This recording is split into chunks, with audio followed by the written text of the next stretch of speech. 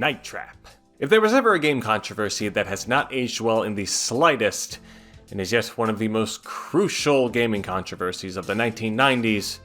it would have to be Night Trap. The game was mostly completed and was set to be released on a VHS-based game system that never came out, and so the team at Digital Pictures instead retooled it for release in late 1992 on the Sega CD add-on for the Sega Genesis. The game was really an interactive horror movie that sees you trying to protect a group of teenage girls at a slumber party from these dumb-looking vampires via a surveillance system that has you switch from room to room to activate traps in order to ensnare those creepy fuckers. It wasn't very impressive even at the time, but it was still brought to the attention of the United States Senate thanks to Senator Joseph Lieberman, and would eventually become a centerpiece in what would be known as the 1993 Senate and Judiciary hearing on violence in video games. We'll be mentioning some other games that were featured in this hearing later in the month, but Night Trap was specifically brought in due to the Senator's beliefs that it was promoting violence against women, which was an absurd notion at the time, even with the context of the infamous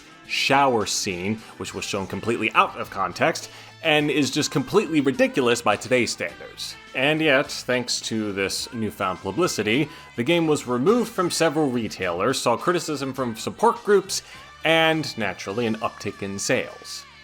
Oh, and also resulted in the ESRB, which has been rating and managing game content for about the last 30 years. Like I said, this won't be the last we hear of this meeting during the month, but as far as Night Trap's presence goes, this was completely unnecessary, and I have not budged on that stance since the last time I talked about it a decade ago.